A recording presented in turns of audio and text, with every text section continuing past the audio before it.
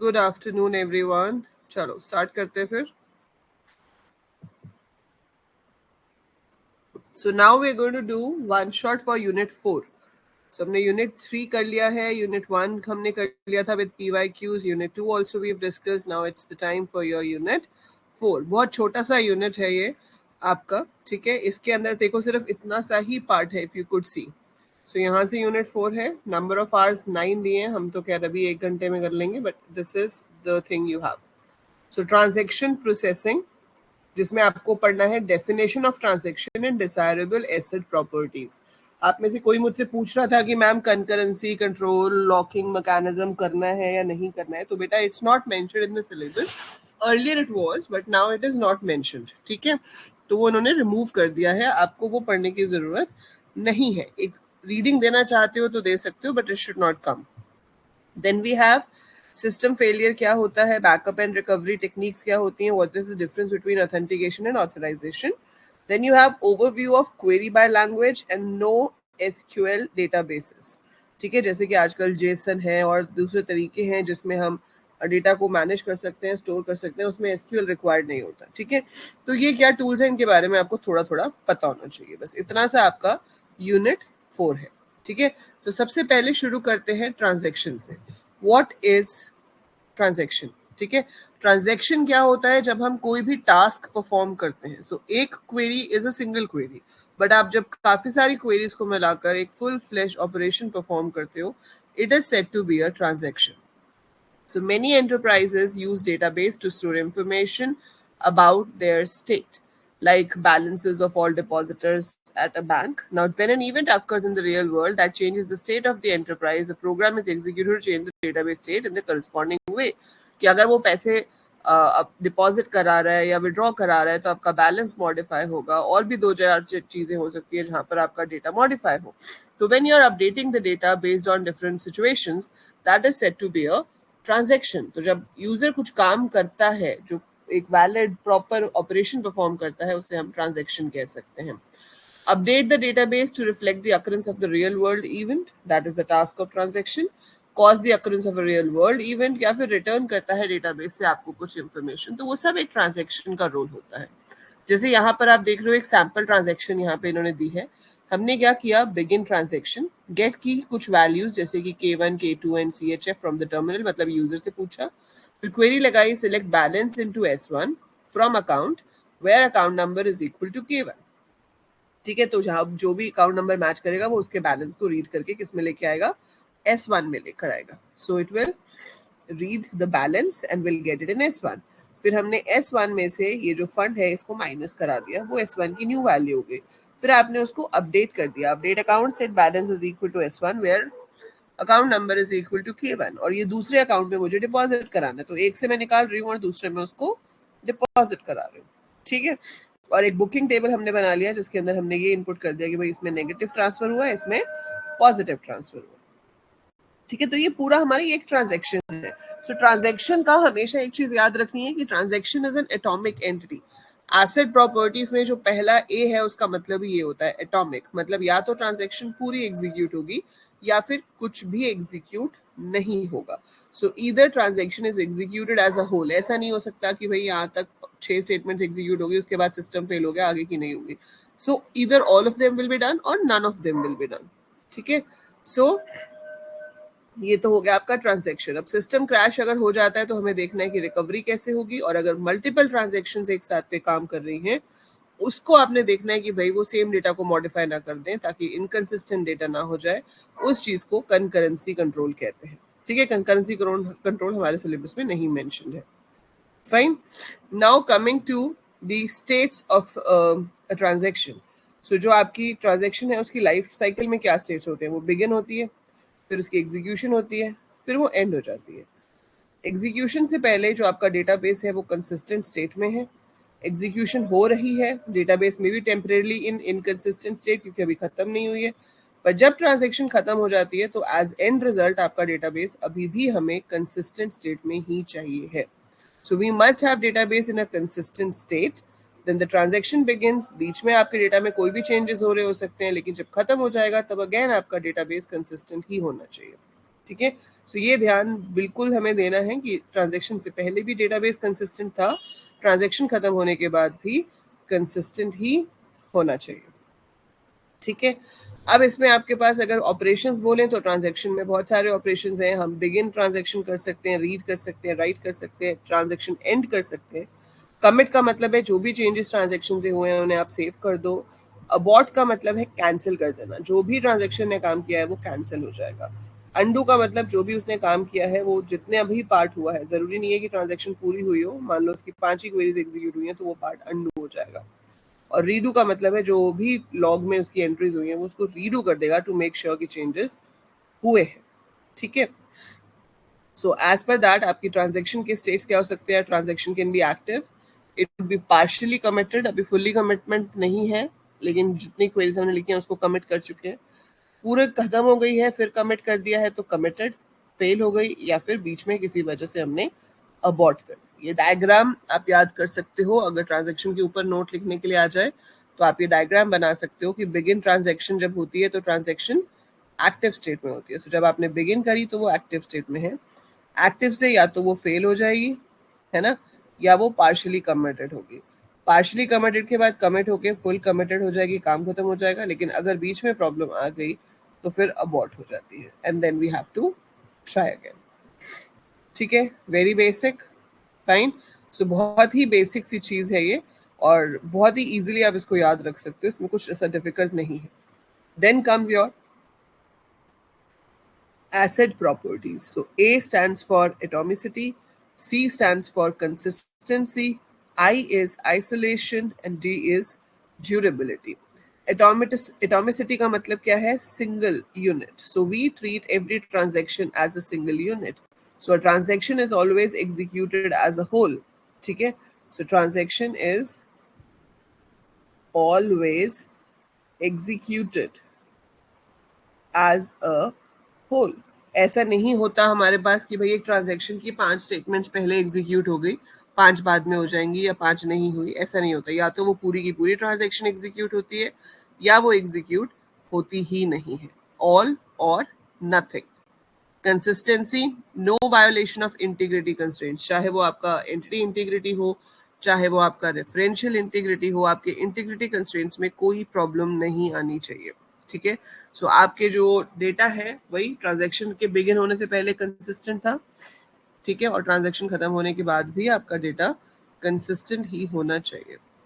Then comes isolation. Isolation का मतलब होता है अकेले काम करना, अकेले काम करना, अकेले में काम करना, ताकि आपके पास कनकरेंसी की प्रॉब्लम्स ना हो, ठीक है। अगर दो ट्रांजैक्शंस एक साथ काम करें, जैसे भी हमने देखा कि वो बैंक अकाउंट वाली ट्रांजैक्शन थी, बैंक अकाउंट वाली ट्रांजैक्शन में क्या हो रहा है कि आप अकाउंट के में बैलेंस को ऐड कर रहे हो या अकाउंट से बैलेंस को माइनस कर रहे हो, पर अगर दो जगह पर एक साथ ये हो रहा होगा, अकाउंट अपडेट या अकाउंट माइनस, तो प्रॉब्लम्स आ सकती हैं। We have to make sure कि एट अ टाइम कोई एक ही उसको अपडेट कर रहा हो, तो वो मेंटेन करने को, कंकरेंसी मेंटेन करने को हम कंकरेंसी कंट्रोल कहते हैं। और वो क्यों करना पड़ता है? क्योंकि we have this feature of isolation that whenever a transaction is executed, we assume it is the only one working on the database. Then comes durability. Durability का मतलब क्या है कि आपका जो ट्रांजेक्शन कमिट हो गई है उसके बाद अगर सिस्टम फेल हो भी जाता है तो once a statement is committed, उसके रिजल्ट पे कोई भी चेंज नहीं होगा। तो एक बार जब उसने कमिटमेंट कर दी तो फिर वो फेलियर की भी नहीं सुनता, है ना। सो ड्यूरेबिलिटी मतलब once it's committed the data will stay there permanently, जब तक आप खुद से चेंज ना करो, राइट। कंसिस्टेंसी क्या होती है वो हम पहले भी डिस्कस कर चुके हैं, ठीक है। तो उसमें आपके डोमेन कंस्ट्रेंट्स आ जाते हैं, इंटीग्रिटी कंस्ट्रेंट्स आ जाते हैं, ठीक है। So that we mean by consistent, right, कि सारे कंस्ट्रेंट्स जो हैं वो आपके मेंटेन होने चाहिए। If you want to give a reading you can give it a reading, otherwise it's not that important, ठीक है। तो ये आप इसको रीड कर सकते हो कि ट्रांजैक्शन कंसिस्टेंसी क्या होती है। So a transaction is consistent if assuming the database is in a consistent state initially and also when the transaction completes। तो शुरू होने से पहले, शुरू होने के बाद आपकी जो डेटाबेस है वो क्या कहते हैं? कंसिस्टेंट है, ठीक है। चेकिंग कंस्ट्रेंट्स, ऑटोमेटिकली हम कैसे कंस्ट्रेंट्स को चेक कर सकते हैं, मैनुअली कैसे चेक कर सकते हैं, But again, as I told you, we don't have to do anything for that right now. ठीक है? So ये आपके पास statements हैं. If you want to give it a reading, you can give it a reading. Otherwise, just skip. API for transactions you don't have to do. API होता है application programmer interface, जिसकी help से आप अपनी transactions को work करा सकते हो. ठीक है? So it is that. Concurrent execution में बेसिकली ना हमें लॉक्स लगाने होते हैं. सो जब आप डेटा को कंकरेंटली यूज करते हो तो we have read and write locks. Read lock जब लगता है तो दूसरा कोई और रीड कर सकता है, लेकिन जब राइट लॉक लगता है तो ना तो कोई रीड कर सकता है ना ही कोई और राइट कर सकता है. सो रीड लॉक जो है वो शेयरेबल होता है कि अगर कोई एक ट्रांजेक्शन रीड कर रही है तो दूसरी भी रीड कर सकती है. ठीक है? लेकिन अगर आपने किसी पे राइट लॉक लगा दिया तो ना तो वो रीड हो सकता है ना ही वो राइट हो सकता है. तो यहाँ पर डिफरेंट एग्जाम्पल्स दिए हुए हैं कि ऐसा करेंगे तो कैसे होगा. So if you want you can read it once और otherwise you can just skip it. ठीक है? सो ये तो हो गया transaction and the ACID properties. यही लिखा है आपके सिलेबस में. इसमें आपको कोई प्रॉब्लम है? Any kind of doubt you have till here तो आप मुझे बताइए. Then we will discuss the database security.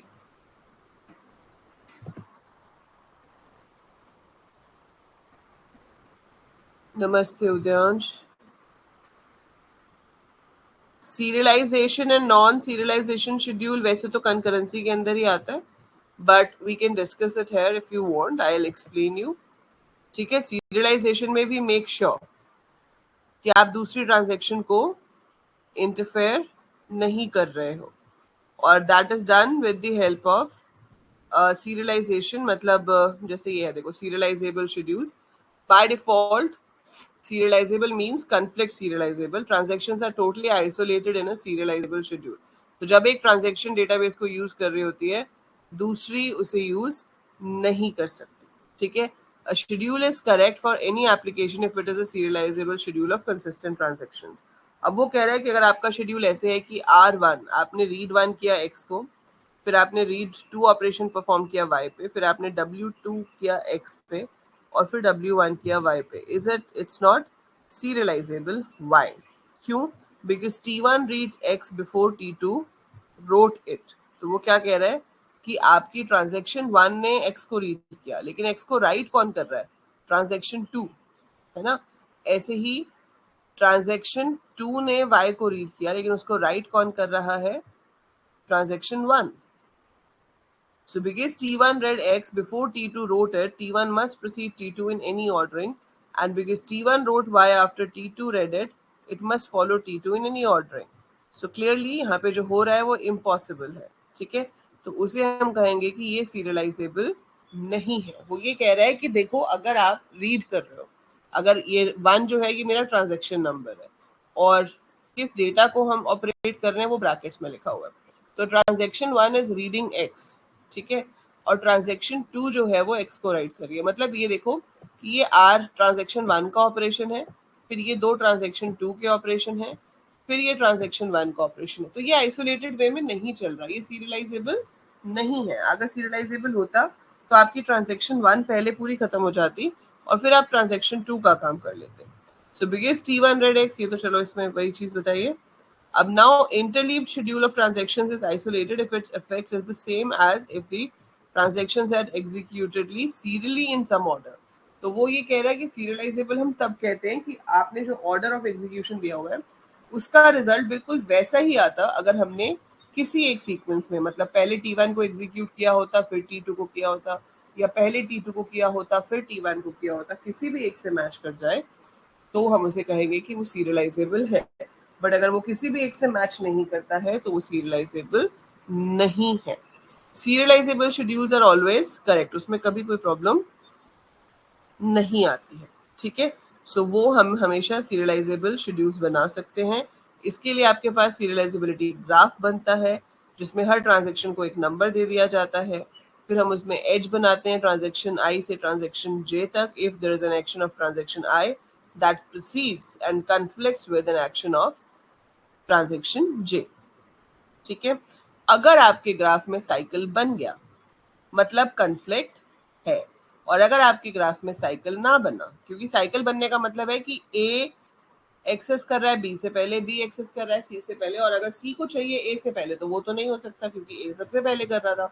तो अगर वो साइकिल बन जाता है डिमांड में ही कि आपको जो ऑपरेशन परफॉर्म करना है, तो वहां पर हम कहते हैं कि देयर इज अ कन्फ्लिक्ट। जैसे इसमें दिखाया है 3 ट्रांजेक्शन है हमारे पास, T1 T2 T3, ठीक है। कन्फ्लिक्ट हो गया हमारे पास। क्यों हुआ कन्फ्लिक्ट?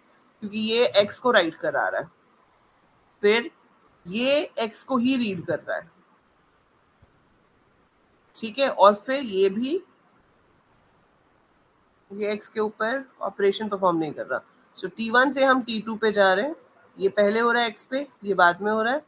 सिमिलर वे आप यहाँ पर इसमें पहले y और z को राइट करा रहे हो और उसके बाद आप इसमें और इसमें करा रहे हो, ठीक है। सो यहाँ पर आपके पास आपको बताना पड़ेगा कि कन्फ्लिक्ट कहाँ है। तो ये R2x यहाँ नहीं हो सकता,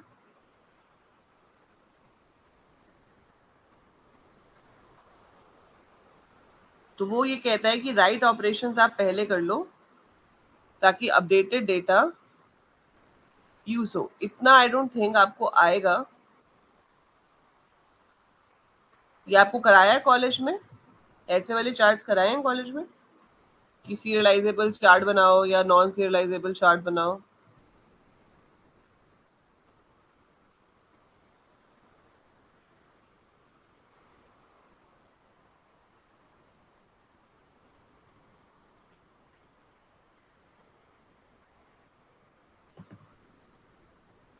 नहीं कराए ना भाई।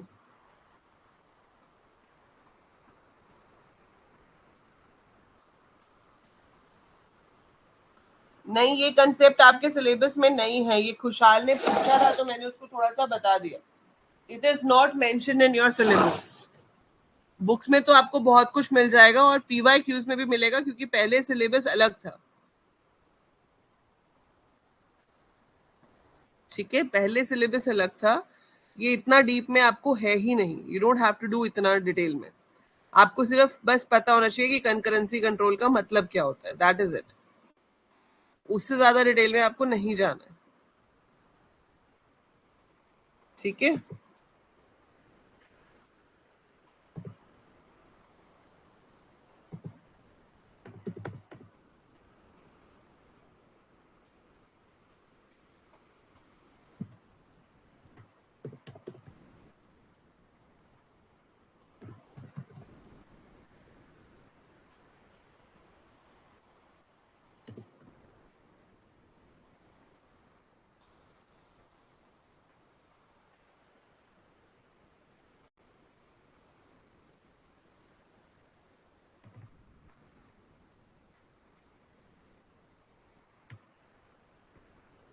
इसके बाद है रिकवरी एंड फेलियर्स।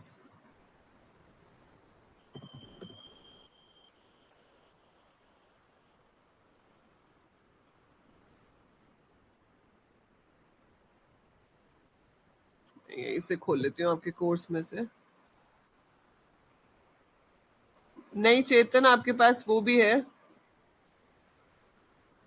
एग्जाम्पल्स देके मयंक? वो ट्रांजैक्शन का स्टेट डायग्राम बताया है, तो आप वो स्टेट डायग्राम बना सकते हो, ट्रांजैक्शन का एग्जाम्पल लिख सकते हो,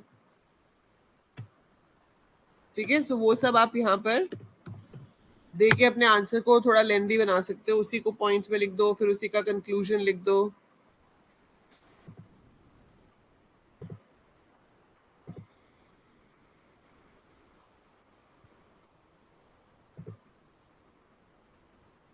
नोट्स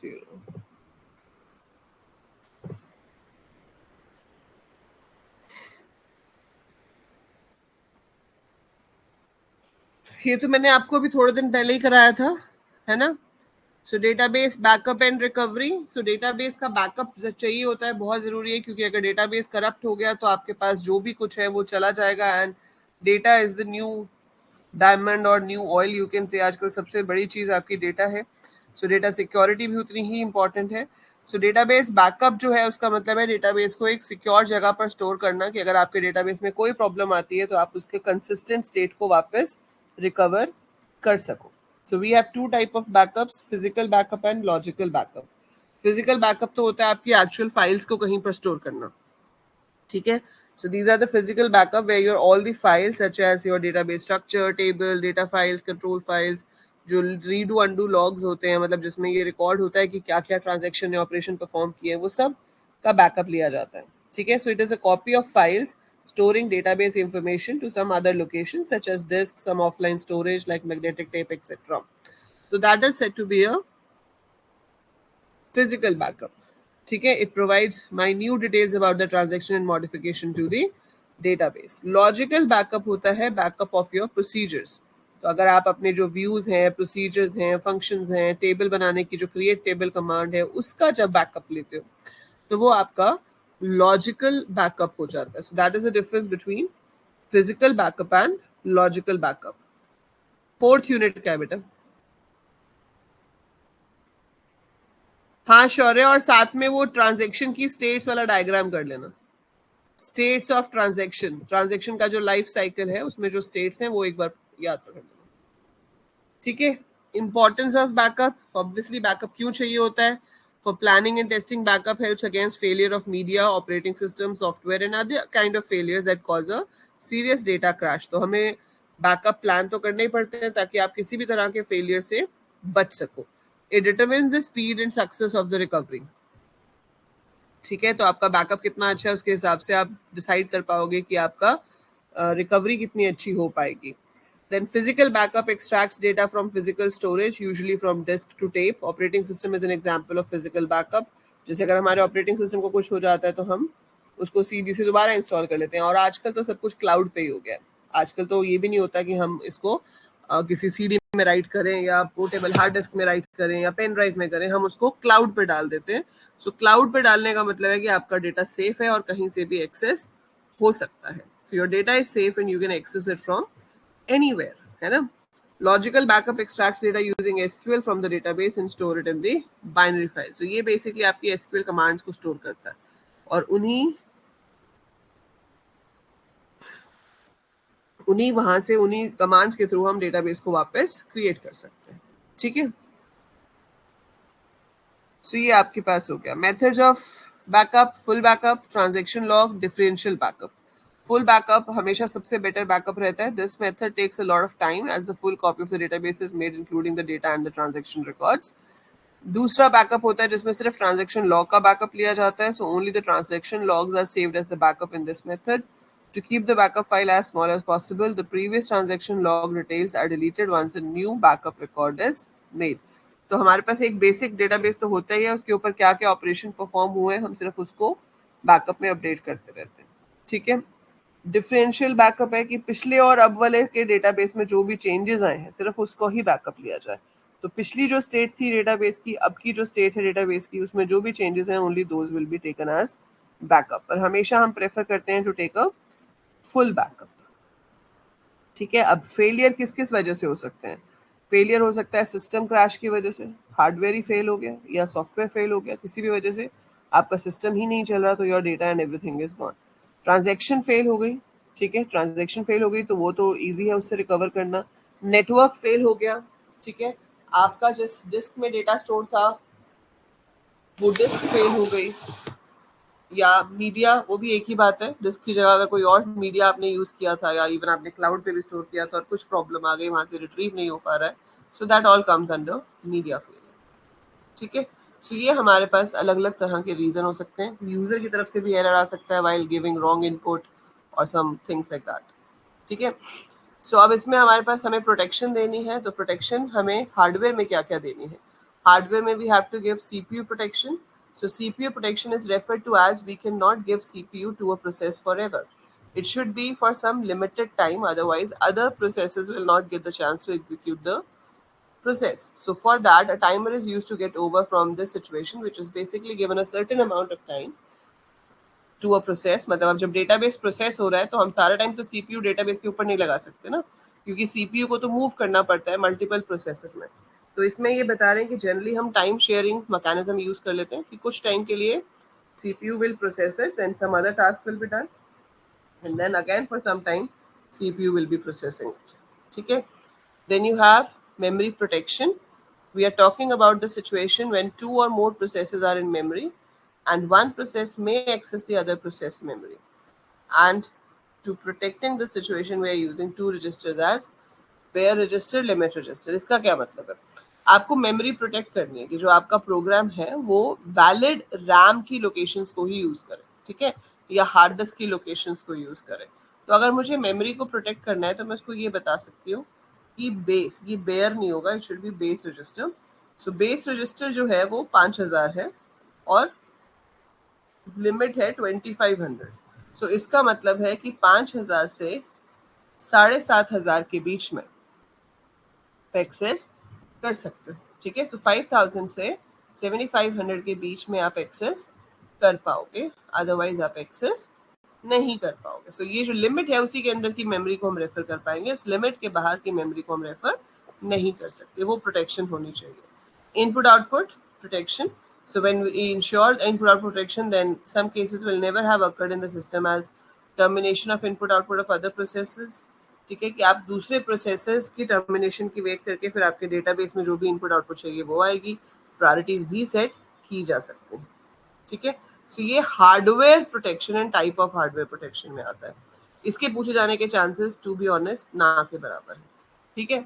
फिर आपके पास आ गया रिडंडेंसी. ये आप 100 बार पढ़ चुके हो. रिडंडेंसी क्या होता है, इनकंसिस्टेंसी क्या होता है उसकी वजह से, ठीक है. That is one thing. So हमने पढ़ा कि भाई बैकअप क्यों चाहिए, क्योंकि फेलियर होता है. हमने ये देखा कि फेलियर क्यों क्यों हो सकता है. चलो फेलियर हो गया, कोई बात नहीं, अब क्या करना है, रिकवर. सो फेलियर हो गया, you can't stop the failure, but how will you recover from that. So recover करने के लिए आता है आपके पास डेटाबेस रिकवरी, जिसमें हम रोलिंग फॉरवर्ड या रोलिंग बैकवर्ड दोनों में से कोई सा भी मेथड यूज कर सकते हैं. रोलिंग फॉरवर्ड का मतलब क्या होता है कि आपने जो भी अभी तक ट्रांजैक्शन की कमांड्स एग्जीक्यूट हुई थी, जस्ट टू मेक श्योर कि उसके चेंजेस हुए हैं, हम उन्हीं चेंजेस को दोबारा से करते हैं, ठीक है. So just to make sure that it has made the changes, we redo those changes. तो आप उन्हीं को दोबारा से करते हो और उसके बाद आगे की ट्रांजैक्शन कंटिन्यू करते हो. उसे रोलिंग फॉरवर्ड कहते हैं, ठीक है. दूसरा है रोलिंग बैक. इसमें आपकी ट्रांजैक्शन आधी हुई थी, उसने जो भी चेंजेस डेटाबेस में किए होंगे उन चेंजेस को हम अनडू कर देते हैं और फिर ट्रांजैक्शन अबॉर्ट हो जाती है and the transaction starts again from the very first command. तो फिर दोबारा बिल्कुल पहली कमांड से वो शुरू करता है उसको, ठीक है. अब ये सारा प्रोसीजर करने के भी दो तरीके हैं. एक होता है लॉग बेस्ड रिकवरी, एक होती है शेडो पेजिंग. देखो शेडो सबको समझ आता है. शेडो क्या है कि ये मेरा डेटाबेस है, इसी की मैंने एक शेडो, मतलब बिल्कुल इसके जैसी, हमारी शेडो हमारे जैसी होती है ना, हर बंदे की अपनी शेडो होती है. तो अगर आप किसी भी चीज की शेडो देख रहे हो, इवन ऑब्जेक्ट की भी शेडो देख रहे हो, तो वो आपका साइज बड़ा छोटा दिख सकता है शेडो में, जो हमारे रियल लाइफ शेडो होती है. बट शेडो का मतलब होता है परछाई. द सेम थिंग, जैसे आप हो वैसे ही आपकी परछाई होगी. सो इसमें क्या होता है शेडो पेजिंग में, after the transaction is completed it's data is automatically stored for safe keeping. So if the system crashes in the middle of a transaction, changes made by it will not be reflected in the database. तो इसका मतलब क्या है कि database की पहले एक copy बना ली जाती है. जब ट्रांजैक्शन एग्जीक्यूट हो रही होती है तो वो चेंजेस किस में करती है, इस कॉपी में. तो ये जो कॉपी है इसे हम शेडो कहते हैं, ठीक है. और जो भी चेंजेस हम कर रहे हैं वो किस में कर रहे हैं, शेडो में कर रहे हैं. अगर ट्रांजैक्शन फेल हुई तो हम इस शेडो को ही डिस्कार्ड कर देंगे, है ना, क्योंकि हमने एक्चुअल डेटाबेस पे तो कुछ करा ही नहीं अभी तक. तो हमने एक्चुअल डेटाबेस को तो हाथ ही नहीं लगाया अभी तक. सो एक्चुअल डेटाबेस आपने टच ही नहीं किया, उसमें हमने कोई चेंज नहीं किया. जो भी चेंज हो रहा था वो तो शेडो में हो रहा था. और अगर फेलियर हो गया तो आप इस शेडो को डिस्कार्ड कर दोगे. आपका डेटाबेस पहले भी कंसिस्टेंट था, अभी भी कंसिस्टेंट रहेगा. लेकिन अगर आपकी ट्रांजैक्शन पूरी कंप्लीट हो जाती है तो जो भी आपका शेडो वाला डेटाबेस है वो ओरिजिनल में अपडेट हो जाएगा ताकि आपका डेटा मॉडिफाई हो जाए. That is called shadow paging. Log based recovery में एक अलग फाइल बनाई जाती है जिसे लॉग कहा जाता है, जिसके अंदर हर एंट्री की जाती है कि इस स्टेटमेंट से आपका ये डेटा जो है वो मॉडिफाई होके इस टाइम पर ये हो गया. और फिर जब फेलियर होता है तो फिर हम रीडू या अंडू लॉग यूज करते हैं. सो वी यूज रीडू या फिर undo option to recover your data, ठीक है. सो ये लॉग बेस्ड रिकवरी में sequence of records that mean the records of action performed by a transaction, इसमें अंडू या रीडू होता है. जैसे यहाँ पर ट्रांजैक्शन इनिशिएट हुई, फिर हमने मॉडिफाई किया address from Pune to Mumbai और फिर कमिट कर लिया, ठीक है. सो इसमें अब आपके पास रीडू अंडू लॉग्स यूज हो सकते हैं. इसके अंदर भी दो ऑप्शंस आ जाती हैं. Deferred and immediate. डेफर्ड का मतलब है कि जैसे जैसे ट्रांजैक्शन की कमांड्स लॉग में एंटर हो रही हैं वैसे वैसे ही आप डेटाबेस में भी साथ साथ चेंजेस करोगे, और इमीडिएट में वैसे वैसे ही साथ साथ चेंजेस होते हैं, ठीक है। और जो आपके पास डेफर्ड है उसमें पहले सिर्फ लॉग में चेंजेस होते हैं, it does not make any change in the database directly. जब लॉग्स खत्म हो जाते हैं उसके बाद जाके आपके डेटाबेस में चेंजेस होते हैं, ठीक है। So that is your recovery. ये हम यूनिट 2 में पढ़ चुके हैं, बट फिर भी आपको अगर पूछा जाए database security and integrity is about constraints, so ये क्वेश्चन बहुत बार आया हुआ है पीवाईक्यूज में, तो ये तो बहुत अच्छे से याद कर लेना कि इंटीग्रिटी कंस्ट्रेंट्स क्या होते हैं। So they have divided into 4: domain, entity, referential and key constraints. और ये सारे एग्जांपल्स यहाँ पे दे रखे हैं कि डोमेन के अंदर होनी चाहिए वैल्यू, प्राइमरी की होनी चाहिए जो कि नल नहीं हो सकती। रेफरेंशियल इंटीग्रिटी देखो इसमें पूरा एग्जांपल देके बताया हुआ ना कि ये जो है ये मैच नहीं हो रहा। जैसे आपके पास डिपार्टमेंट नंबर अगर सिर्फ 11, 24, 13 है तो ये 18 कहाँ आ गया? This is not allowed, so this is against the referential integrity. और की कंस्ट्रेंट का मतलब है कि यूनिक होनी चाहिए वैल्यूज, तो अगर आपके पास यूनिक नहीं होंगी सो यू नॉट फॉलोइंग दी की कंस्ट्रेंट, ठीक है। सो उन्हीं को एक्सप्लेन किया हुआ है क्या होते हैं, that is it. So this is what you have to do from here, ठीक है। इसके अलावा इस पे छोटा शॉर्ट नोट आ सकता है जो कि है डेटाबेस यूजर्स क्या होते हैं। सो डेटाबेस यूजर्स में आपके पास डेटाबेस एडमिनिस्ट्रेटर होता है जो कि रिस्पॉन्सिबल है for everything, for the overall designing of your database. तो आपका जो पूरा का पूरा डेटाबेस है वो डिजाइन किसकी हेल्प से होता है? With the help of dBA, database administrator. सबसे ज्यादा सैलरी भी उसी की होती है कंपनी में, जो डीबीए होता है, ठीक है, जो आपका पूरा डेटाबेस मैनेज करेगा। सो डेटाबेस एडमिनिस्ट्रेटर, ठीक है, उसका काम क्या क्या है? Deciding the instances of the database, then defining the schema, liaising with users, define security, backup recovery. मतलब सारे मेजर मेजर काम जो है वो किसकी रिस्पॉन्सिबिलिटी होती है? डेटाबेस एडमिनिस्ट्रेटर की। फिर डेटाबेस डिजाइनर्स होते हैं, they design the appropriate structure for the database where we share the data, like database में कितने टेबल्स होंगे, हर टेबल्स में कितने कॉलम्स होंगे। System analyst is there, is responsible for the design, structure, and properties of the database. All the requirements of the end users are handled by system analyst. Feasibility, economic, and technical aspects of DBMS is the main concern of system analyst. वो सब check करना system analyst का काम है। फिर आपकी बारी आती है, आप कौन हो? एप्लीकेशन प्रोग्रामर्स, ठीक है। तो हम हैं एप्लीकेशन प्रोग्रामर्स, हमारा काम है प्रोग्राम्स बनाना, वो हम चाहे पाइथन में बनाएं, चाहे जावा में बनाएं, चाहे कोबोल में बनाएं, जिससे यूजर आपके डेटाबेस को यूज कर सके। And then finally comes the user, जिसके लिए आपने सारा बनाया है। अब वो यूजर आपके डेटाबेस पे काम कर सकता है, ठीक है, उसे हम नेव यूजर या फिर पैरामेट्रिक यूजर कहते हैं। Then you have sophisticated users. अब देखो यूजर्स भी यहाँ पे 3 तरह के दे दिए। यूजर्स भी हमारे यहाँ पे 3 तरह के हैं। एक आपके पास बिल्कुल नेव यूजर्स, जिनको नॉलेज नहीं है कोडिंग वगैरह की। So any user who does not have any knowledge about database can be in this category. The task is to just use the developed application and get the desired results, ठीक है, जैसे clerical staff हो गया। Sophisticated users होते हैं जो engineer, scientist, business analyst होते हैं, जिन्हें पता है कि डेटाबेस क्या है लेकिन उनको प्रोग्राम्स लिखने नहीं आते, ठीक है। फिर आपके पास कैजुअल यूजर हो गया, जिनको डेटाबेस से बहुत थोड़े टाइम के लिए ही कुछ एक्सेस चाहिए, but they are not very frequent user with the databases, ठीक है। सो ये आपके पास डेटाबेस के यूजर्स हो जाते हैं। और यहाँ पर ऑथराइजेशन एंड ऑथेंटिकेशन का क्या मतलब है? So, सबसे पहली चीज है ऑथेंटिकेशन, कि जो भी इंसान लॉग इन कर रहा है you have to make sure कि वो वही है जो वो कह रहा है, ठीक है। So if the person is saying कि आई एम अंजलि, तो मेरा यूजर नेम पासवर्ड ये मेक श्योर करे कि मैं अंजलि हूँ, है ना। So that is authentication. And authorization is कि ठीक है मैं वैलिड यूजर तो हूँ, लेकिन अब मैं क्या क्या ऑपरेशंस परफॉर्म कर सकती हूँ डेटाबेस के ऊपर। सो what all operations can I perform? क्या मैं सिर्फ ऐड ही कर पाऊंगी, या मैं कुछ रिमूव भी कर पाऊंगी, या मैं अपडेट भी कर पाऊंगी? So what all operations I will be able to perform on the database, that comes under authorization, ठीक है। So the two methods by which the access control is done are by privileges and role. So privilege is permission to access a named object in a prescribed manner. For example, permission to query a table. ठीक है. And database privileges क्या हो सकती है? The right to connect to the database, the right to create a table, the right to select rows from another user's tables.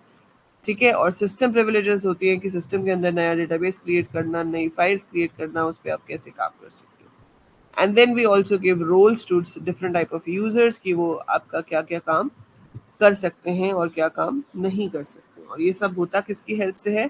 Grant and revoke command की help से. So this grant and revoke command is part of your SQL. जैसे कि अगर मुझे किसी को grant देना है, मैंने लिखा grant select on M to public. So इसका मतलब है कि कोई भी एम्प्लॉय टेबल से डेटा फेच करके देख सकता है. ठीक है. उसके बाद है grant select comma delete. Grant select comma delete comma update on dept to Ajay. तो जो अजय यूजर है वो सिलेक्ट कर सकता है, डिलीट कर सकता है एंड अपडेट कर सकता है डिपार्टमेंट टेबल को. ठीक है. और कोई नहीं कर सकता. So it is that. और अगर आपको ये कमांड वापस लेनी हो कि आपने जो ग्रांट दी है वो आप नहीं देना चाहते दूसरे पर्सन को, वो वापस लेना चाहते हो, तो आप रिवोक यूज कर सकते हो. जैसे मैंने लिखा grant all on M to Deep. So Deep can perform all operations on my employee table, but if I want to take it back तो मैं रिवोक कमांड की हेल्प से वापस ले भी सकती हूँ. सो मैं लिख सकती हूँ revoke all on M from Deep या फ्रॉम अजय. तो उसके पास जो भी ग्रांट्स हैं वो वापस ले ले. क्लियर?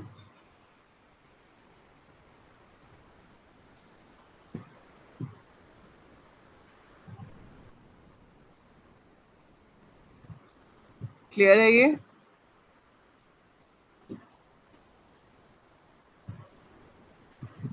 मैं कर देती हूँ शेयर.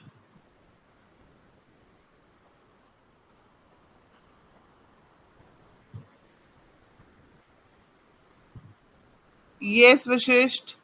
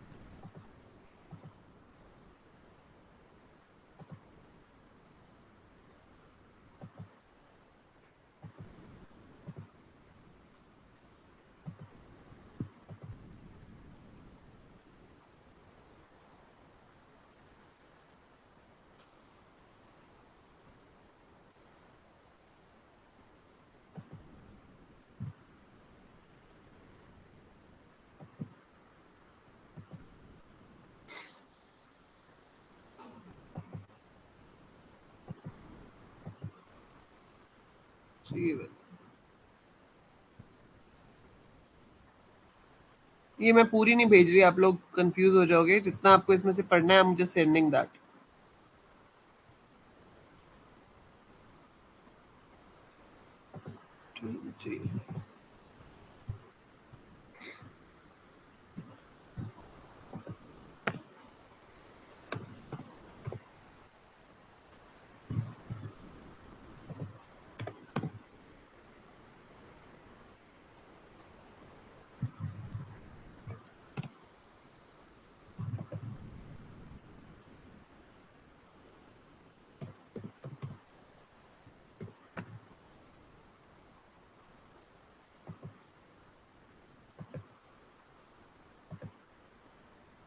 ठीक है.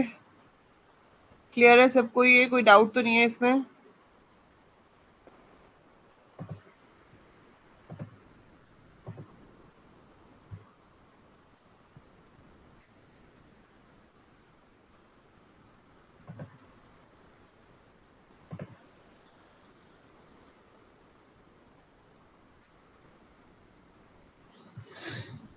एनॉमली का मतलब क्या होता है Vashishtha?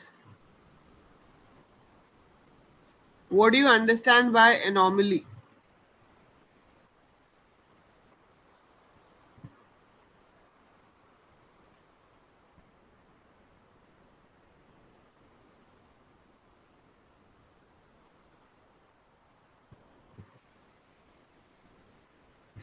Inconsistency in the data. ठीक है, नॉर्मली का मतलब है आपके पास जो डेटा है वो सही नहीं है. ठीक है, उसे कहते हैं anomaly. So before I tell you about anomaly, खुशहाल, क्लाइंट सर्वर आर्किटेक्चर तो बहुत बेसिक है. आपके पास यूजुअली सारी चीजें क्लाइंट सर्वर में काम करती हैं. डेटाबेस भी एक तरह से क्लाइंट सर्वर आर्किटेक्चर होता है, क्योंकि इसमें आपका डेटाबेस जो है वो हम कहते हैं एक तरह से सर्वर पे स्टोर होता है. ठीक है, सो database is stored at server, और जो क्लाइंट है वो यहाँ से भेजता है. जैसे एसक्यूएल का भी एसक्यूएल क्लाइंट होता है. सो एसक्यूएल क्लाइंट जो है वो यहाँ से रिक्वेस्ट भेजता है माई एसक्यूएल, मतलब आपके डेटाबेस सर्वर के पास, और फिर आपका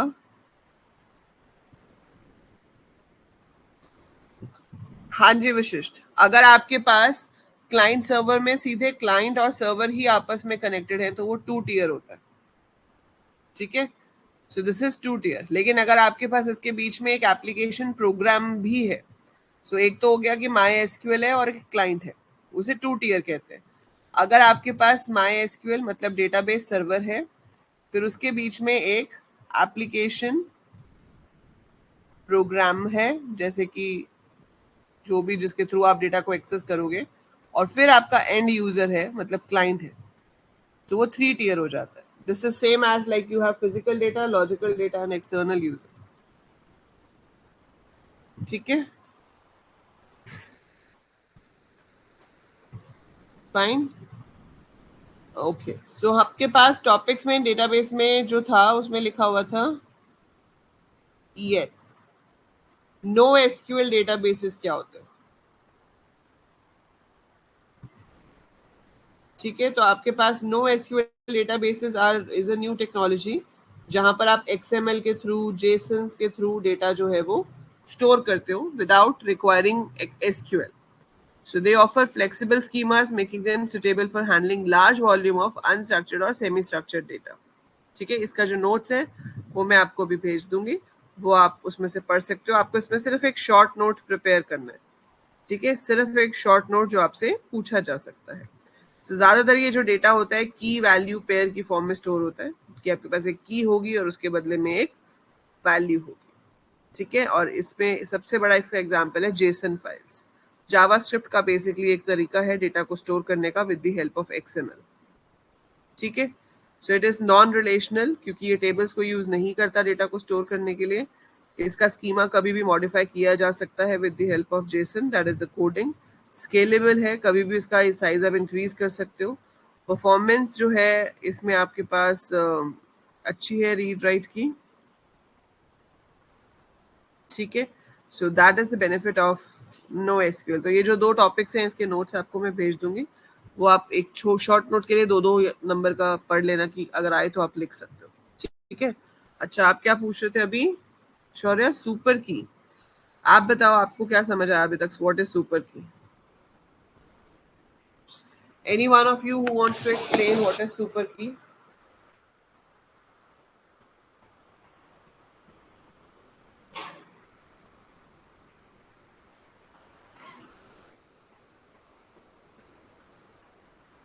देखो, सुपर की और प्राइमरी की में आप लोगों को कंफ्यूजन होना लाजमी है. ठीक है, क्योंकि काम तो इसका भी सेम ही है.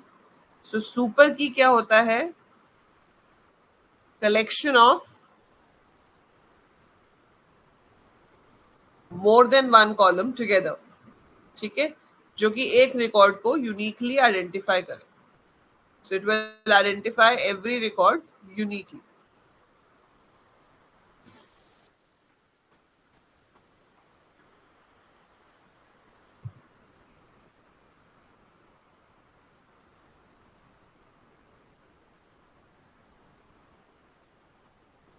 जैसे मान लो कि स्टूडेंट टेबल है, तो उसमें स्टूडेंट आईडी तो आपका प्राइमरी की होगा, लेकिन आप उसको आइडेंटिफाई करने के लिए बेस्ट क्या यूज करोगे? स्टूडेंट आईडी और उसका नाम. हाँ, सुपर सेट ऑफ कैंडिडेट की is the right word Khushal, very good. तो आप roll number and name use कर सकते हो टुगेदर टू आइडेंटिफाई दैट, तो वो आपकी सुपर की हो गई।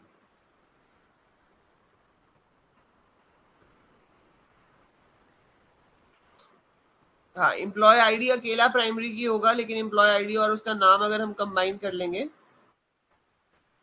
तो वो आपका सुपर की बन जाएगा।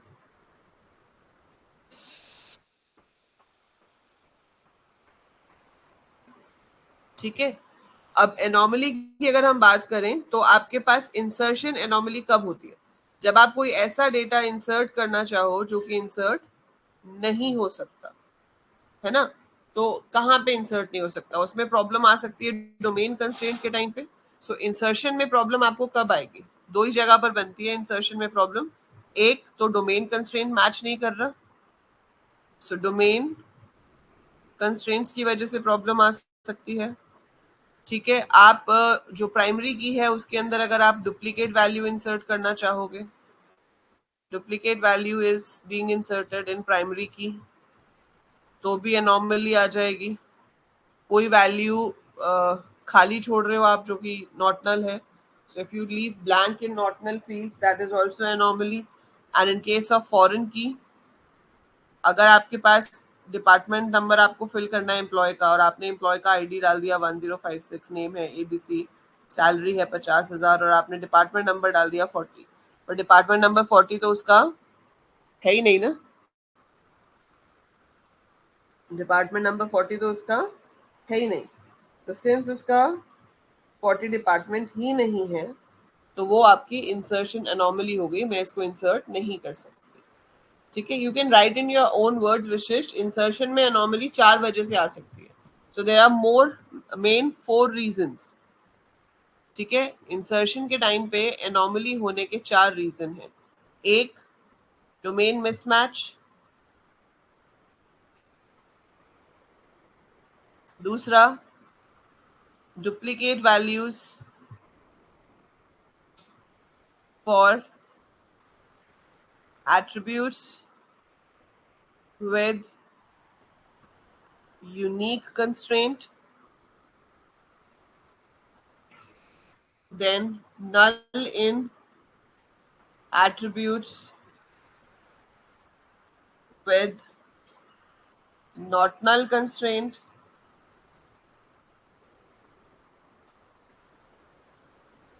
Or inserting a non-matching value in foreign key. So foreign key में non matching value को अगर हम कहीं पर insert कराते हैं, so that is also anomaly. तो ये 4 reasons हैं आपके anomaly होने के insertion के टाइम पे। ठीक है,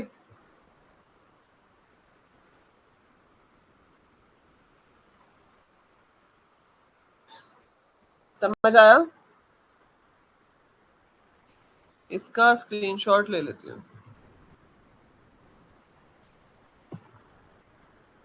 ऐसे ही डिलीशन में क्या होता है कि अगर आपने डिपार्टमेंट नंबर 30 डिलीट कर दिया तो क्या मेरे पास डिपार्टमेंट नंबर 30 के एम्प्लॉयज बचने चाहिए?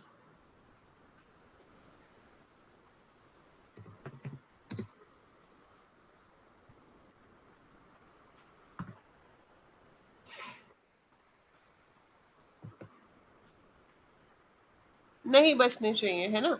सो अगर मैं डिपार्टमेंट ही डिलीट कर देती हूँ तो उस डिपार्टमेंट में कोई एम्प्लॉय भी मेरे पास नहीं बचना चाहिए। पर अगर आप वो डिलीट नहीं करा रहे हो कैस्केड में तो वो डिलीशन एनॉमली हो जाएगी। सो डिलीशन एनॉमली में क्या होगा कि अगर कोई डिपार्टमेंट ही डिलीट हो जाए तो उसके अंदर के एम्प्लॉयज भी, हाँ जी, ठीक है।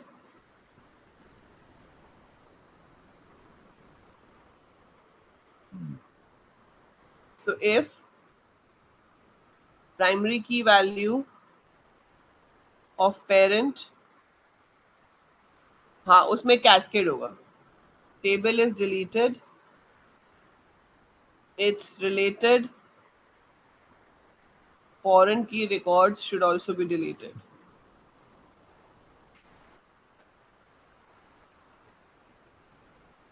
डिलीशन में भी यही केस होगा कि अगर आपके पास रेफरेंशियल इंटीग्रिटी है और अगर आप एक जगह उसको चेंज कर रहे हो तो दूसरी जगह पे भी वो चेंज होगा जहाँ पे लिंक हो रहा है.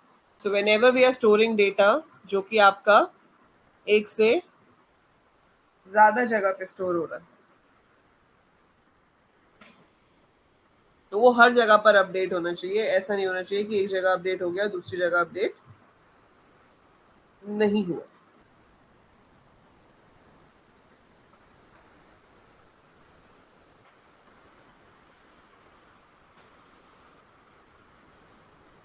क्लियर है? हाँ, वो हम जब फॉरेन की बनाते हैं उसी टाइम पे भी स्पेसिफाई कर सकते हैं. जब आप बनाते हो ना alter table add foreign key alter table employ add foreign key department number references department bracket में डिपार्टमेंट नंबर और हम यहीं पे लिख सकते हैं ऑन डिलीट कैस्केड या फिर ऑन अपडेट कैस्केड. तो जब भी चेंज होगा ऑटोमेटिकली वो सब जगह चेंज कर देगा.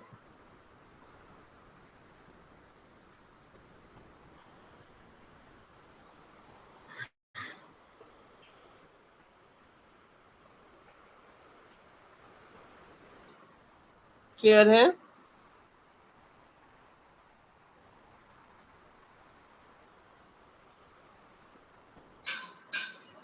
हाँ, जब फॉरेन की कंस्ट्रेंट दे रहे होते हैं उस टाइम पे. ठीक है, तो अभी आप ये सारा पढ़ोगे अच्छे से. Go through this all and let's have a class at 5:30 for PYQs. या थोड़ी लेट रखनी है? 5:30 बजे रखें दोबारा for discussing PYQs and doubts.